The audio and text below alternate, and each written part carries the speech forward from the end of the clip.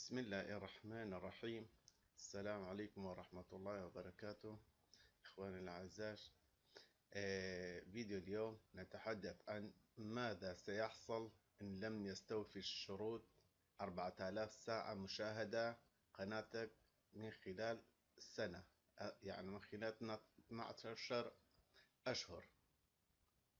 يعني هل يغلق القناة أم تنرفض القناة؟ يعني شو اللي يحصل لقناتك إذا لم تستوفي خلال سنة 4000 ساعة مشاهدة؟ هو أحد الشروط اليوتيوب. أنا عملت لكم يعني شرح مبسط لهذا الموضوع. مثلا أنت فاتح قناة 1/1/2019، أنت فاتح القناة ماشي، وانتهاءها الانتهاء القناة من 1/1/2020. يعني شو اللي يحصل لقناتك إذا ما استوفيت مثلا الشروط حتى الانتهاء المدة 12 شهر؟ أول شيء، إذا مثلا وصلت ل 2000 ساعة أو 1000 ساعة أو 3000 ساعة أو تقريبا اقتربت على 4000 ساعة وما كملت، انتهت 12 شهر. أول شيء اليوتيوب بعد الانتهاء وصلت ل1/1/2020 من 1/1/2019، أول ما دخلت على الشهر الأول يوتيوب يحسب لك ساعات 2019 1/1، يبدأ يحسب لك من 2020 1/1. يعني مثلا أنت حصلت على 10 ساعات مشاهدة من 2019 من 1/1/2019 مثلا 10 مشاهدات، ولكن أنت شفت بأنه صار عندك جمهور أكثر ووصلت ل 2020 بس ما مستوفي الشروط.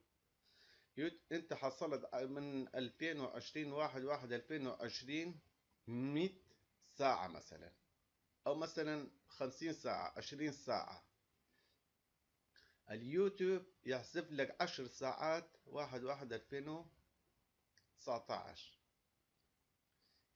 انت شو ربحت هون؟ مثلا حصلت على 20 ساعة، هون 10 ساعة زايدة بقالك، يعني يبقى لك هون 20 ساعة وهون يحسب لك 10 ساعات.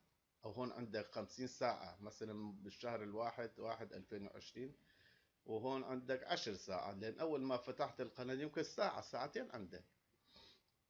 يعني كل ما تقدمت الشهر الثاني يحسب لك انت مثلا تقدمت الشهر الثاني 2020 يحسب لك 2019، يحسب لك 2019 الشهر الثالث إذا دخلت على الشهر الثالث، لحد ما تستوفي شروط يكون معك سنة 2020 2021 2022، لحد ما انت ما تكمل الشروط 4000 ساعة مشاهدة. يعني مثلا ندخل على قناتنا استوديو اليوتيوب، افتح لنا. اول ما ندخل على القناة ابسط شيء، انا عندي ساعات قليلة، يعني انا قناتي جديدة، يعني من شهر 3 انا فاتحه.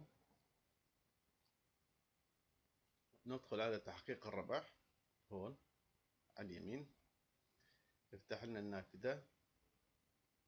من هون انت لازم تكمل 4000 ساعة المشاهدة، ولكن يوتيوب يكون معاك شهر بشهر، يقطع الشهر الأول للسنة اللي فات، يخليك شهر الجديد اللي انت دخلت فيه يحسب لك ساعات الشهر الجديد للسنة الجديدة. هذا هو الفيديو اليوم. أعزائي إن شاء الله أشوفكم بالخير، ولا تنسونا باللايك، وأنا أشوف اللايك قليل للفيديو، أرجوكم اعملوا اللايك للفيديو. إن شاء الله أشوفكم فيديوهات القادمة بإذن الله تعالى.